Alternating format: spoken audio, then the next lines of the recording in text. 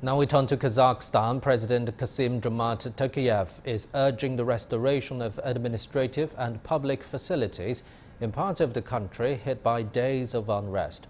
The situation is now stabilizing after protests over fuel prices turned into violence on Wednesday. Some security forces and dozens of protesters were killed in clashes. President Tokayev has declared January the 10th as a National Day of Mourning. Members of the regional peacekeeping bloc, the CSTO, have sent troops to help restore order at Kazakhstan's request. On Saturday, the nation's former security chief and former prime minister, Karim Masimov, was detained for treason. Now, for more on the situation in Kazakhstan, let's talk to Mr. Frederick Americh in Almaty. He's an assistant professor at KAZAKHSTAN University. Thank you very much for joining us, Professor. We wanted to have you through some kind of video link like Skype, but this is where we are. We have to talk through telephone. Does this mean the control on access to internet is still in place in Kazakhstan? Yeah, we have very limited access. Here where I live, we've been getting some hours a day over the last few days. It comes and goes, and a lot of sites, particularly social network sites and messaging services, seem to be inaccessible.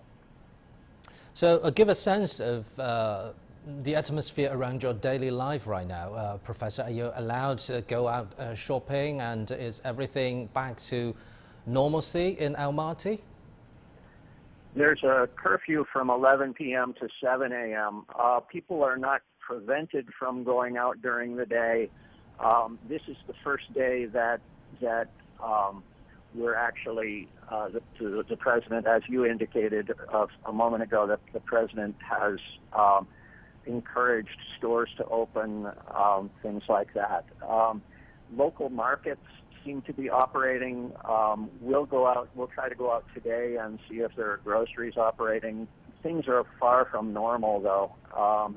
Last night, this morning is the first morning that I haven't heard gunfire close by, but last night we heard the closest gunfire that we have over the period here.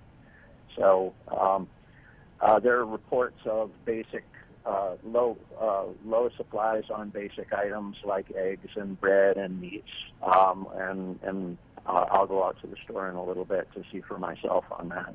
So talking about low supplies, as you just mentioned, on daily necessities, has the government issued any orders, maybe helping measures to ease the tension from the people regarding the very maintenance of their daily lives? I understand that they've made statements about supporting people who have suffered economically from this. I don't know the details of that. I think that they're doing everything they can to help supplies get in, but we've had it's a large city, and we've had several days in which stores have not been operating, and people have not been able to come and go easily. So at best, I expect it will take some time before the supplies that we have get back to normal. So what about teaching? Is the campus operate as usual?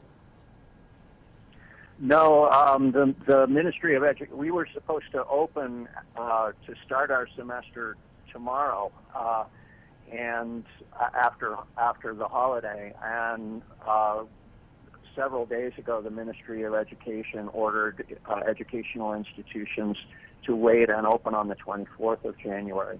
There are some faculty and some students who are on campus who had returned for classes, and we're sort of huddled down here, most of us just staying on campus for the most part. As I said, today seems to be the first day where getting off campus seems to be more of an option. So, Professor, from your own experience during these extraordinary times and local reports, who are mainly in charge of maintaining order right now? Security forces of Kazakhstan or CSTO alliance forces?